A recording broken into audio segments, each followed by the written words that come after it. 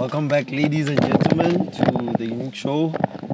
He's still dumping footage, so unfortunately, I have to take over. And yeah, I think it's fortunate. yeah, fortunately. Fortunately. Yes. So let's get back to it. What he forgot to ask you was, when you were in Stellenbosch, when did you realize you were a black person?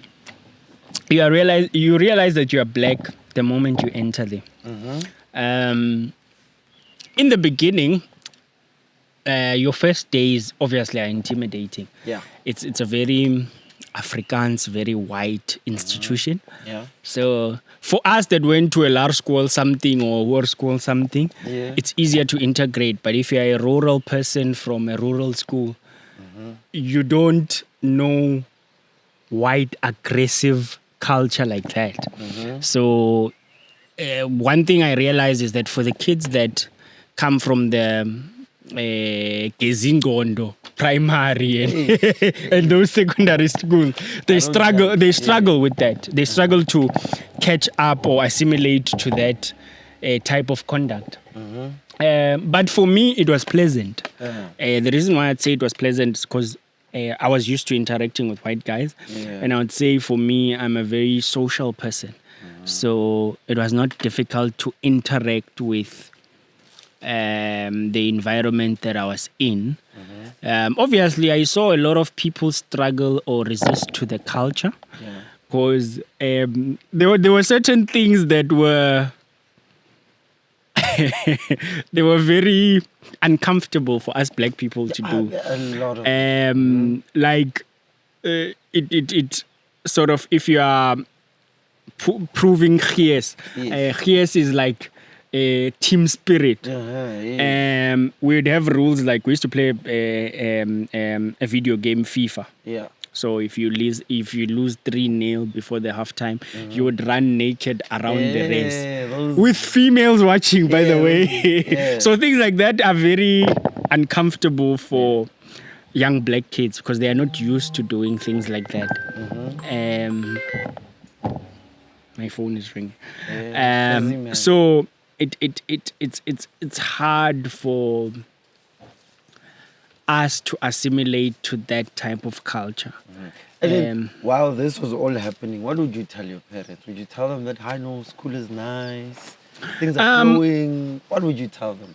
Because our parents have an idea of what they want us to be, but then us living the reality is a different thing. Okay, I think for me, there was nothing to tell my parents because I was thriving in that environment.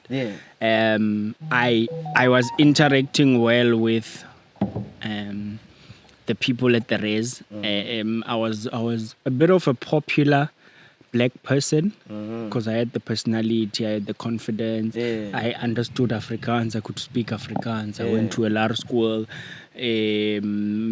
was doing engineering, so you'd say I was a smart kid. So I didn't struggle with that environment. And also, if I'm honest, in the race I was in, there were not a lot of incidents of racism. So it was multicultural in a way.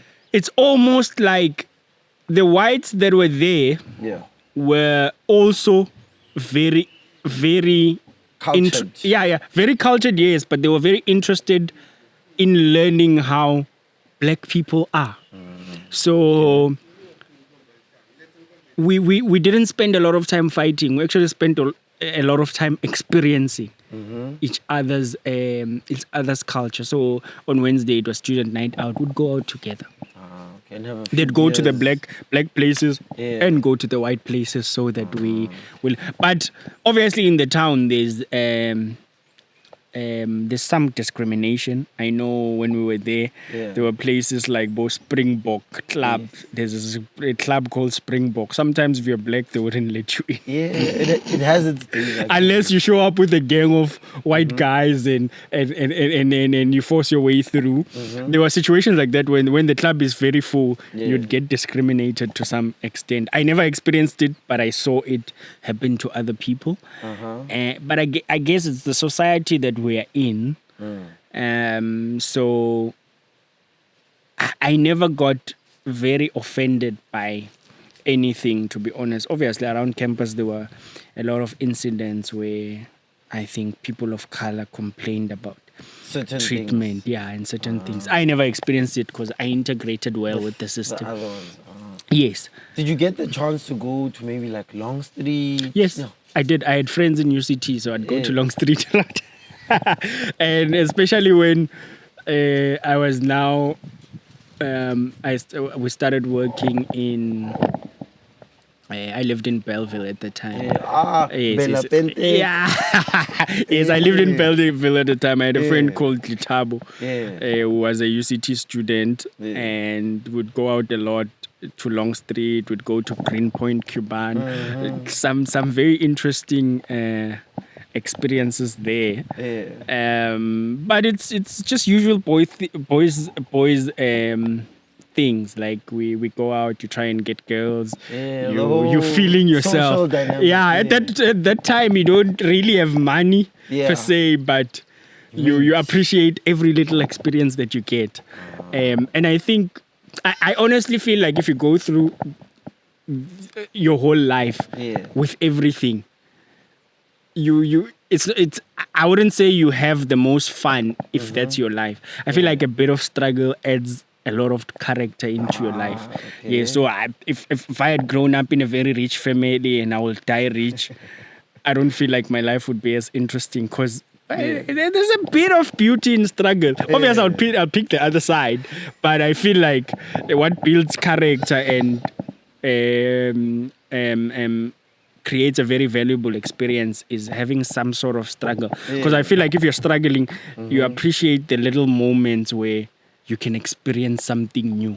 But when you are rich, you need an out-of-the-world experience for you to be moved in a way, because everything is simple to you. It's accessible. It's accessible. So if you're a poor kid, if one day you drive in a Porsche, that's a big moment for you. You'll post it, you'll do whatever. But if you're a rich kid, my dad had it, what the fuck? You used to it. So it was just that. I feel like being in, I'd honestly never live in Cape Town full time, but I appreciate the experience. I still feel like it's the most organized province in the country. But I feel like it gets privilege like that because Cape Town benefits from the previously advantaged race being dominant there.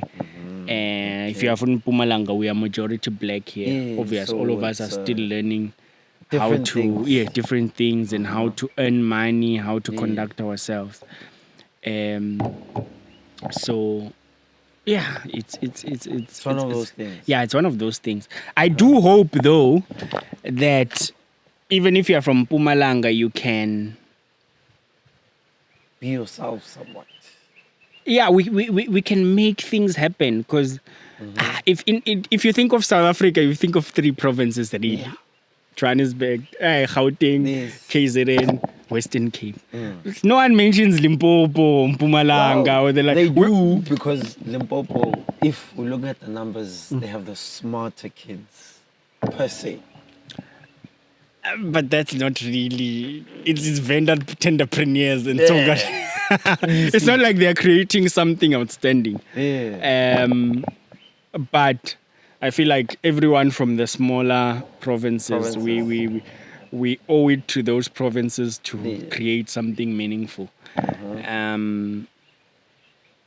Personally, I would enjoy it if we young people from Mpumalanga would create something that the world recognizes globally. It's outside of the context of the 3 provinces. Yes, it's outside of the context. It's not a Joburg thing. It's not a KZN thing. It's not because in Joburg, it's almost like there's no local person there. We are all local. If I go to Joburg, I'm a Joburg local.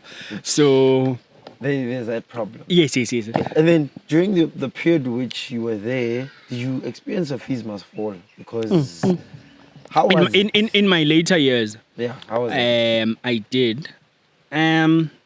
Obviously, there were leading institutions in this whole thing. Which is VETS. UCT. For the West context, UCT is UWC and UCT. Mainly UCT. I feel like UCT blacks are recognizable. Are recognizable. You know, you have UCT blacks, then you have the vandals, CPUT. Yes. Yes. Those are like, that's the taxi driver version of university. The ones in Cape Town, not the ones in Belgium. Yes. Cape Town. Yeah. So UCT vets were like the main driver of fees must fall. So I feel like you got a full experience if you are in those two institutions. The other institutions, it was on and off.